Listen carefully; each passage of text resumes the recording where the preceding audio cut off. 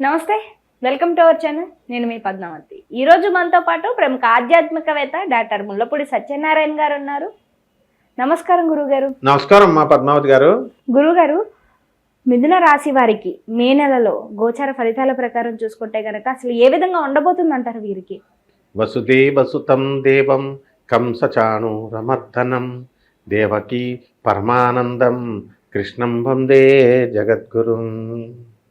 అమ్మా, ఈ మిథున రాశి వాళ్ళు అండి, మీరు కనుక తీసుకుంటే మనకి కన్యారాశిలో ఉన్నటువంటి కేతు అంటే మార్చి 29, 2025 సంవత్సరం ద్వారా సింహరాశిలోకి వచ్చేస్తున్నాడండి.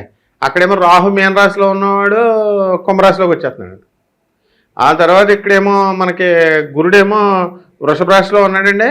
ఆయన మే 30, 2025 సంవత్సరం తర్వాత మీకు వృషభ రాశి నుంచి మిథున రాశికి వచ్చేస్తున్నాడండి, జన్మరాశిలోకి. ఇప్పుడు కుజుడు ఉన్నాడండి. కుజుడు కర్కాటక రాశిలో నేర్చపట్టి ఉన్నాడండి. ఏమంటే క్లియర్గా ఉందండి మన మిథున రాశి వాళ్ళందరికీ. అయిపోయి అసలు మీరు చూడలేదండి బాబు, ఆదాయ వ్యయాలు చూస్తే 14 అండి బాబు. పిసినారోళ్ళు అయిపోతారండి బాబు. 2 బాబు ఖర్చు. వీళ్ళు మారాలండి బాబు. ఏమండి వీళ్ళంతా ఇప్పుడు మిథున రాశి వాళ్ళంతా ఈ నెలలో బాలి, తర్వాత సింగపూర్ ఇలాంటి ఊర్లు వెళ్ళిపోతున్నారండి బాబు. 26వ తేదీన మొత్తం నెలాఖరు టైంలో పౌర్ణం తర్వాత ఈ బాబు వీళ్ళని అసలు పట్టుకోలేమండి మనం. అంటే మిథున రాశి వాళ్ళు అండి బాబు, వాళ్ళు అసలు కంటికి కనబడరండి బాబు. మీరు సంవత్సరాలు మాట్లాడినా అసలు కంటికి రారండి వాళ్ళు. అలాగా అందరికి కూడా పనులు చేయించుకుంటారండి. మళ్ళీ తెలివితేటలు ఎక్కువ అండి వాళ్ళకి. ఈ మేలో ఇంకా పెరిగిపోతాయండి బాబు తెలివి. అయితే ఏమన్నా ఇప్పుడు ఉద్యోగాలు ఉంటాయి కదండి, ఉద్యోగాల వృత్తి ఎలా ఉంటుందో చూస్తాం. అవి చాలా బాగుంటాయండి, జీతాలు బాగా పెరుగుతాయి ఈ నెలలో. ఆ తర్వాత విదేశాలకు వెళ్ళడానికండి తెగ ప్రయత్నాలు చేస్తారండి ఇలా కొంతమంది. వాళ్ళంతా సక్సెస్ అండి. ఏమన్నా బాబు ఇప్పుడు వీళ్ళు వెళ్ళినా వెళ్ళకపోయినండి, వీళ్ళ తమ్ముడు పెళ్ళాలు, వీళ్ళ మరదల్లో వాళ్ళంతా కూడా వెళ్ళిపోతారండి బాబు. ఏమండి అస్సలు మిథున రాశి వాళ్ళు అండి ఒకానొక సమయంలోనండి అసలు ఇంకా దీనంగా అన్నీ కోల్పోయినట్టు అలాగుండేవారండి. నీరసంగాను ఆ టెన్షన్ అంతా కూడానండి ఆ పక్కన ఉండగా ఇచ్చేస్తారండి. సలహాలు ఇచ్చేవాళ్ళకి ఇంటి ఇచ్చేసి వాళ్ళు పిచ్చోళ్ళు అయిపోయారండి. సలహాలు తీసుకున్న వాళ్ళంతా వీళ్ళేమో మంచిగా అయిపోయారండి. ఇప్పుడు మే నెల అండి 2025 సంవత్సరంలో ఆయనండి అలా భర్తలంతా కూడా వాళ్ళు చెప్పినట్టు వింటున్నారండి బాబు. వాళ్ళే చెప్తున్నారు మిథున రాశి వాళ్ళు. ఇప్పుడు మారిపోయారండి మా వాళ్ళు. అప్పుడేమో అసలు ఇన్నివారు కాదు, ఇప్పుడు 1.5 సంవత్సరాలు మాకు కొంగట్టుకుని తిరిగేస్తున్నారు. అసలు మేము పొమ్మన్నా కూడా పోవట్లేదు, మొత్తం టోటల్ మారిపోయారు అన్నారు. అప్పుడేమో అసలు పట్టించుకోవట్లేదు అని కొంచెం అనుకుని బాధపడేవారండి. కాకపోతే అండి మిథున రాశి వాళ్ళు నమ్ముకొని అవతల వాళ్ళు సలహాలు చెప్పిన వాళ్ళు పిచ్చోళ్ళు అయిపోయారండి. అలాగే ఈ రాశి వాళ్ళు అండి ఇప్పుడు మిథున రాశి వాళ్ళు వ్యాపారాల్లో బ్రహ్మాండం చేసేస్తారండి. ఏమంటే కూరగాయల వ్యాపారం అండి, పళ్ళ వ్యాపారం, తర్వాత వ్యవసాయం, మా అపర ధాన్యాలు, ఇవన్నీ కూడా బిజినెస్ టాప్ అండి. ఏమంటే టీ స్టాళ్ళు, హోటళ్ళు, బట్టల షాపులు, ఫ్యాన్సీ షాపులు, ఇవన్నీ కూడా చాలా బాగుంటాయండి.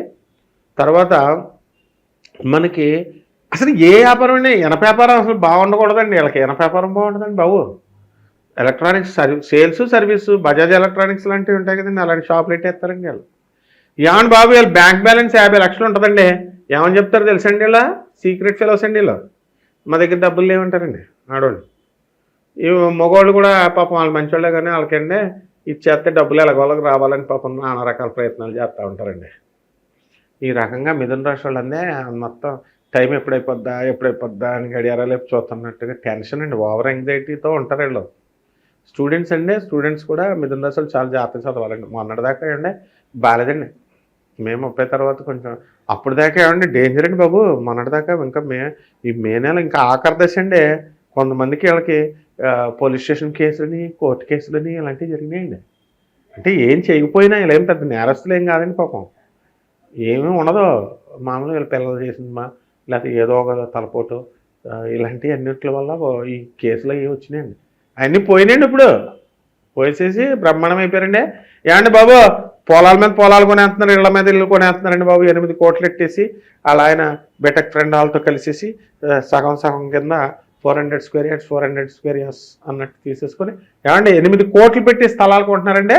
మళ్ళీ 2 కోట్లు ఎట్టి ఇల్లు కడుతున్నారండి. అంత బాగుందండి బాబు మిథున రాశి. మళ్ళీ బాలేదు అంటారండి. పిసినారుల కింద ఉండకూడదు కదండి. పేదవాళ్ళకి దానం చేయొచ్చు కదా, చేయరండి. చేస్తే ఇంకా బాగుంటుందండి, ఇంకో 2 కోట్లు ఎట్టి కొంటారు. గురుగారు, మరి వీరికి ఆరోగ్య విషయంలో ఏ విధంగా ఉంటుందంటారు? దాంతోపాటుగా కొత్తగా ఉద్యోగాలు కావాలి కోసం అనేసి రిపీట్ ఉద్యోగ అవకాశాల కోసం ఎదురు చూస్తున్న వారు కావచ్చు, లేకుంటే ఆల్రెడీ ఉద్యోగాల్లో ఉన్న గవర్నమెంట్ సెక్టర్ కావచ్చు, ప్రైవేట్ సెక్టర్ల వారు కావచ్చు, ఏ విధంగా ఉండబోతుంది అంటారు? ఏమండి ఇలా ఆరోగ్యం బాగుంటుందండి, నటించేస్తారు వీళ్ళు. ఏమంటారు నాకు బాగట్లేదని. అప్పుడేమో మైగ్రేన్ అని చెప్తారండి, ఇప్పుడేమో కాలు నొప్పులు వచ్చేసినాయి, నా అరికాల నొప్పులు వచ్చేసినాయి అని ఆర్థోపెడిక్ డాక్టర్ దగ్గరికి వెళ్తున్నాము అది ఇది అని చెప్పేస్తారండి. మళ్ళీ బాగానే తినేస్తారండి, బాగానే ఉంటారండి. అంటే వీళ్ళకి వాళ్ళ భర్తల్ని కొంచెం గ్రిప్లో పెట్టుకోవాలని కొంచెం అనారోగ్య సమస్యలుగా చెప్తారండి కొంచెం. అయితే ఒకటండి పాపం, వీళ్ళు ఏది కూడా తట్టుకోలేరు మానసికంగా. Over excitement. ఏమంటే వీళ్ళకి ఏదైనా విషయం చెప్తామని అన్నాం అనుకోండి, చెప్తామని మానేసామనుకోండి 10 సార్లు మనం ఫోన్ కూడా ఎత్తారండి వీళ్ళు. ఎలాగంటే ఏంటి చెప్తానన్నా చెప్పలేదు అనేసి ఓవర్ యాంగ్జైటీ జబ్బండి వీళ్ళది. మోకాలు నొప్పులుగా లేవు, ఏమీ లేవండి. ఏడు బాబు జిమ్కి వెళ్ళిపోతారండి బాబు వీళ్ళంతా.